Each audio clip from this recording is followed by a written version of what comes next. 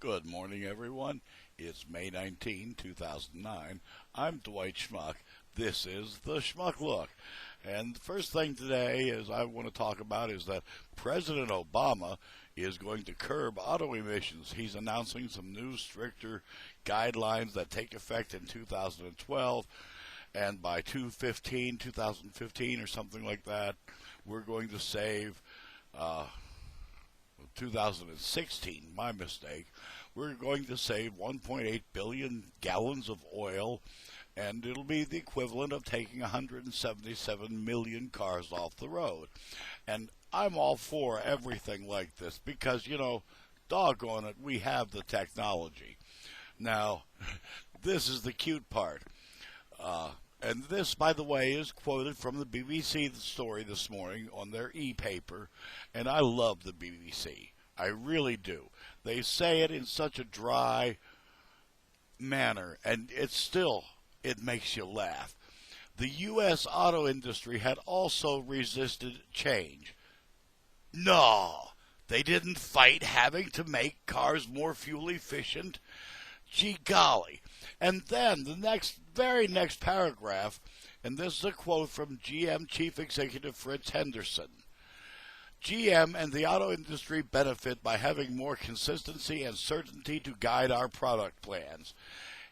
Fellas, for years and years, the UAW and, the consumer, us little guys out here, we're not in your country club, but we're here nonetheless. We've been saying, hey, we want these kind of cars. You are the fellas who didn't listen. And I'll tell you, being the schmuck I am, why. You want to really get some fuel efficiency? You get the oil companies to divest themselves of their auto manufacturing stocks. You get the auto manufacturing companies to divest themselves of the oil stocks. This is what is termed collusion. And I'll tell you, being again the schmuck I am, why. As long as the oil companies own stocks in auto companies, they're not interested in fuel efficiency, are they? They want to sell oil. And the auto companies, as long as they have stock in the oil companies, well, they're not really interested in fuel efficiency because the more oil you buy, the higher their stocks go. Work it out. Do the math. You want some real fuel efficiency? Double divestiture. There you go. And it is, honest to God, the way to do it. Because, again, we have the technology. Hell, we have had the technology. These suckers were making money off of not using it. And that's what it is. How do you know when a CEO of a major corporation is lying? He's moving his lips. Second, I want to talk about, and I saw this video on YouTube, and I'm going to try to attach to it. That hasn't worked out real recently. But, what the hell. I'm trying. And by the way, this will also be found on TrueVisionTube.com. TrueVision, all one word, .com. TrueVisionTube.com.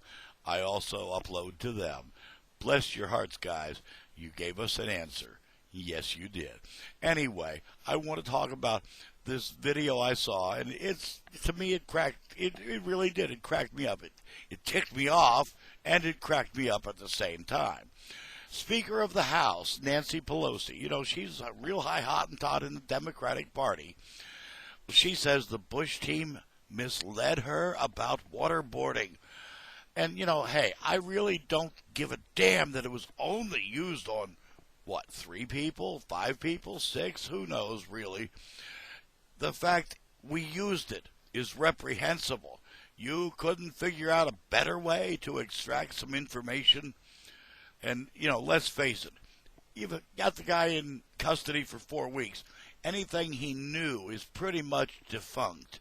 It works like that because, the people he guided, led, whatever you want to call it, well, they've got a new master now. He's been in custody for a month. Somebody else has taken over. It works like that in the real world. Yeah, sorry about your luck. Anyway, Nancy Pelosi said that, well, yeah, she had the memo, but, it said, well, we've got a legal opinion. Yeah, the president who appointed the attorney general, the head of the Justice Department, got a legal opinion from the Justice Department. Can you imagine? Oh, my. I'll bet it went against what he wanted to do. We're talking George Bush here.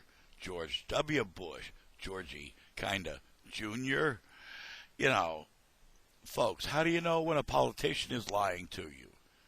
It's real simple. His lips are moving, or her lips are moving. A politician's lips move.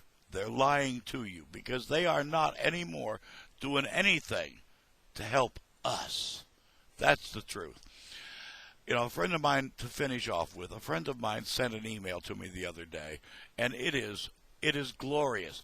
Some guy wrote a letter to the president, and it won't be picked up on, I know, but I'm going to tell you about it here. How to fix the economic crisis we have. And it's really simple. There's, approximately 40 million people over the age of 50 who are working. You give each of them $1 million with 3 stipulations. Number 1, they have to retire. Okay, that's 40 million jobs open up. Unemployment is solved.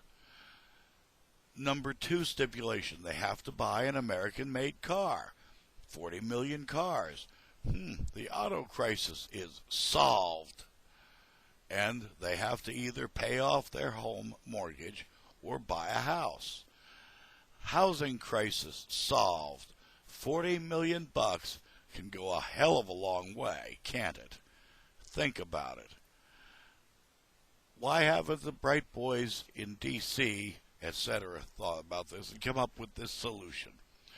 Well, they like the billions they've been given to play with because, folks, that's what they're doing. Think about it, 40 million versus billions. An M versus a B, or a B versus M. Yeah, Washington, D.C. I think it's a BM.